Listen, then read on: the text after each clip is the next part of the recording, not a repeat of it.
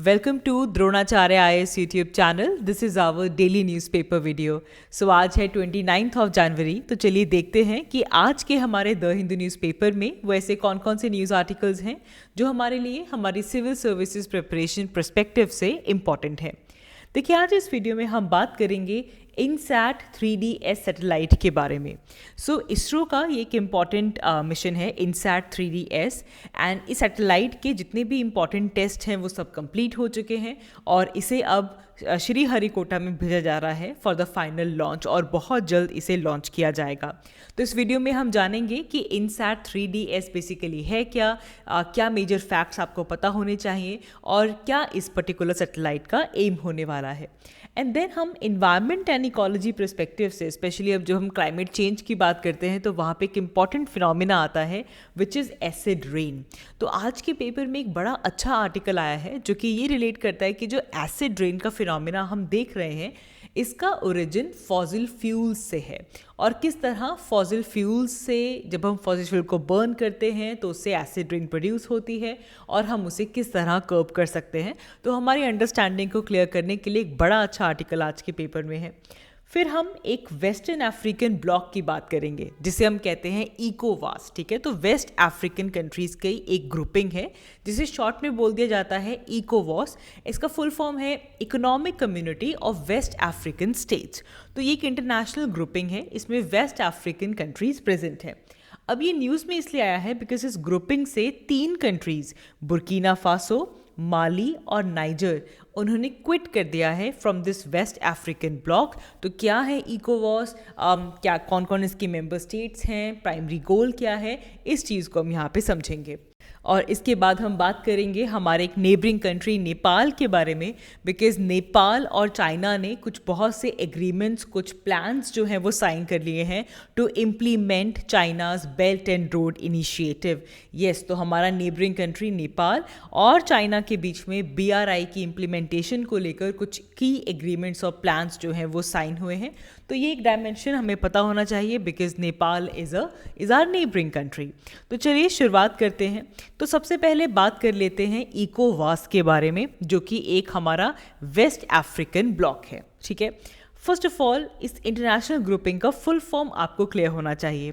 The full form is economic community of West African states. बिल्कुल नाम ही आपको बता रहा है, economic community of West African states. ठीक है जी। अब ये बेसिकली वेस्ट अफ्रीका जो कि एक पर्टिकुलर रीजन है, वहाँ की एक कह लो कि ग्रुपिंग है, एक इंटरनेशनल ग्रुपिंग है।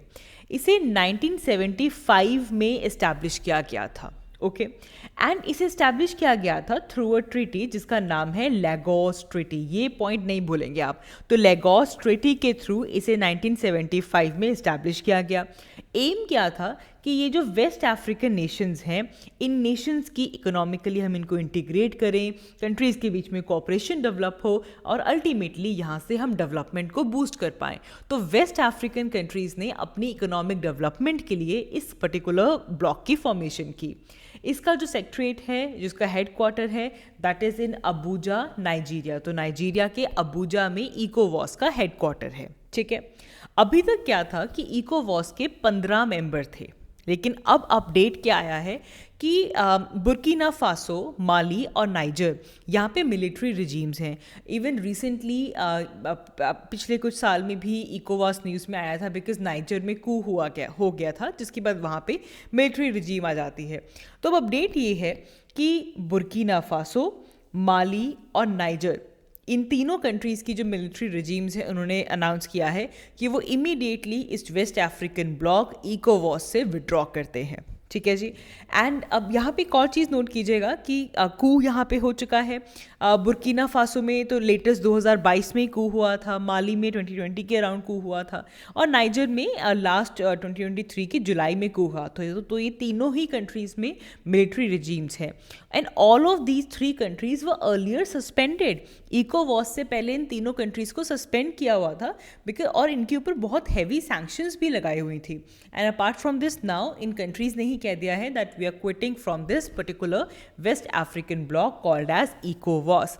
तो इसीलिए हमारे पेपर पर्सपेक्टिव से हमारे लिए इंपॉर्टेंट हो जाता है एक बार आप अपने माइंड में इन्विजन कर लीजिए कि जब हम वेस्ट एशिया की बात कर रहे हैं और इन मेंबर कंट्रीज़ की बात करते हैं तो आपके नाइजीरिया के बाद Benin, Togo, Ghana, Cote d'Ivoire, Liberia, Sierra Leone, Guinea Bissau, Gambia, Senegal, Mali, Niger, Burkina Faso, ये जो वेस्ट एशिया वाला एरिया है इस रीजन के लिए बनाई गई है इकोवॉस। और इसमें से अब Mali, wait a second, Mali, Niger और बुर्किना फासो, इन तीनों कंट्रीज़ ने अपने आप को इस पर्टिकुलर इकोवॉस से विड्रॉ कर दिया है। ठीक है, अब एम क्या था इस पर्टिकुलर इंटरनेशनल ग्रुपिंग का? अगेन कि भाई हम सारी कंट्रीज़ के बीच में कोऑपरेशन हो, एक इकोनॉमिक इंटीग्रेशन हो, चाहे लोगों की, चाहे गुड्स की बात कर लो, सर्विसेज की बात करो तो फ्री मूवमेंट हो सके, एक रीजनल कोऑपरेशन हो जिससे कि इंडस्ट्री को बूस्ट मिले, ट्रांसपोर्टेशन सेक्टर इम्प्रूव हो,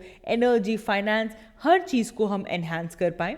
तो बेसिकली यहाँ पे एक बॉर्डरलेस रीजन बनाने का एक प्रिंसिपल है कि जहाँ पे डेमोक्रेटिक प्रिंसिपल्स के साथ गुड गवर्नेंस के थ्रू एक बॉर्डरलेस रीजन हो और ये रीजन पूरा का पूरा तरक्की करे। लेकिन येस ऑफ कोर्स यहाँ पे सिक्योरिटी इश्यूज भी जो आएंगे, जो पॉलिटिकल चैलेंजेस भी जो आएंगे, उनको भी हम कोलैबोरेशन के साथ जो है सॉल्व करेंगे। ये इसका एम था और यू कैन सी कि इन तीनों मिलिट्री रिजीम्स ने अपने आप को इससे विड्रॉ कर दिया है। मूविंग अहेड, बात करेंगे एसिड रेन के बारे में। तो देखें, जब भी हम एसिड रेन की बात करते हैं तो ये एक ब्रॉडर टर्म है। अब एसिड रेन को किसी भी तरह की प्रेसिपिटेशन, ठीक है, किसी भी तरह की प्रेसिपिटेशन, अगर उसके अंदर एसिडिक कंपाउंड्स प्रेजेंट हैं, अगर उसमें सल्फ्यूरिक एसिड प्रेजेंट है या फिर नाइट्रिक एसिड प्रेजेंट है, ऐसी प्रेसिपिटेशन के लिए टर्म यूज़ की जाती है एसिड रेन। और हम सिंपली कह देते हैं कि जब भी प्रेसिपिटेशन एसिडिक हो गई so that is acid rain. अब इस आर्टिकल में कहा गया है कि एसिड रेन का जो ओरिजिन है ना वो फॉसिल फ्यूल्स के साथ है। वो कैसे? कि जो फॉसिल फ्यूल्स हैं उनके अंदर सल्फर होता है, ठीक है, और जब फॉसिल फ्यूल्स को बर्न किया जाता है तो उनके बर्निंग के दौरान जो इमिशंस आती हैं उसके अंदर सल्फर डाइऑक्साइड होती है। अब क्या हो जाएगा? देखो, जब सल्फर डाइऑक्साइड जो कि SO2 है, ये जब जाकर हमारे इन्वायरमेंट में वाटर के साथ रिएक्ट करती है, H2O के साथ रिएक्ट करती है, तो ये बन जाता है H2SO4 which is your sulphuric acid. अच्छा, सिमिलरली अगर फॉसिल फ्यूल की कंबस्टन हायर टेम्परेचर पे की जाए, जैसे कि किसी इंजन के इनसाइड की जाए, तो हायर टेम्परेचर पे यहाँ पे नाइट्रस जो कंपाउंड्स हैं वो भी प्रोड्यूस होते हैं, जैसे कि nitrogen oxide and nitrogen dioxide, और ये जब वाटर से मिल जाते हैं तो ये बनाते हैं नाइट्रिक एसिड। ठीक है, तो इस तरह फॉसिल फ्यूल्स से सल्फर और नाइट्रस जो है वो रिलीज हो रहा है, जिससे कि हमारे पास इन्वायरमेंट में जो एसिडिक कंपाउंड्स हैं वो इजीली अवेलेबल हो रहे हैं। अब देखें, जितना जितना फॉसिल फ्यूल्स की बर्निंग इंक्रीज होगी उतना उतना SO2 और NOx के जो राइज है एयर के अंदर वो होता जाएगा। ये वाटर और ऑक्सीजन के साथ रिएक्ट करता है जिससे कि सल्फ्यूरिक एसिड और नाइट्रिक एसिड क्रिएट होता है, और ये दोनों ही करोसिव हैं, और ये दोनों ही जो प्रेसिपिटेशन है उसका pH ड्रॉप कर देते हैं and that leads to acid rain. ठीक है, और यहाँ पे एक बोला भी गया है कि यहाँ से भी पता चल रहा है कि जो एसिड रेन हो रहा है उसका ओरिजिन कहाँ पे है? फॉसिल फ्यूल से है, बिकॉज फॉसिल फ्यूल से सल्फर और जो नाइट्रस है वो मिल रहा है। तो इसलिए क्या किया जाए, इसे मिटिगेट करने के लिए जो भी कोल पावर प्लांट्स हैं उनको वहाँ पे उनका जो सल्फर ऑक्साइड का जो कंटेंट है उसे रिड्यूस करने की कोशिश करनी चाहिए, जिससे कि एटमॉस्फेयर में SO2 NOx की जो एमिशन है वो बंद हो जाए। एंड फॉर दैट एक टेक्निक यूज़ की जाती है which is flue gas desulphurisation. तो डीसल्फराइजेशन की जाती है ताकि हमारे एटमॉस्फेयर में सल्फर डाइऑक्साइड की एमिशन जो है वो कम हो जाए। इसके बाद हम बात करेंगे इनसैट 3D सैटेलाइट के बारे में। तो इसरो ने इनसैट 3D सैटेलाइट को कम्प्लीटली फ्लैग ऑफ कर दिया है और बहुत जल्द इसका लॉन्च होने वाला है from the Sriharikota Satish Dhawan space centre, जो कि आंध्र प्रदेश में है। तो ये सैटेलाइट है ये बेसिकली एक मेट्रोलॉजिकल सैटेलाइट है, ठीक है। इसमें मेट्रोलॉजिकल जो कंडीशंस हैं उनको स्टडी किया जाएगा, और ये इसरो और हमारे इंडिया का जो IMD डिपार्टमेंट है इन दोनों के बीच में कोलैबोरेशन हुई है। तो IMD department, the meteorological department of India and ISRO, इनके बीच में ये कोलैबोरेटिव एफर्ट है जिससे कि इनसैट 3D सैटेलाइट को डेवलप किया गया है। तो ये बेसिकली एक सीरीज चल रही है हमारी क्लाइमेट ऑब्जर्वेशन के लिए सैटेलाइट्स को, जो कि क्लाइमेटिक सर्विसेज के ऊपर फोकस करती है। तो इसमें हमारे पास ऑलरेडी इनसैट 3D और इनसैट 3DR ऑलरेडी ऑर्बिट में है, और अब इसका जो तीसरा सीरीज में जो हिस्सा है विच इज़ इनसैट 3DS, इसे अब बहुत जल्दी लॉन्च किया जाएगा। GSLV F14 को यूज़ करके इस ऑर्बिट में लॉन्च किया जाएगा।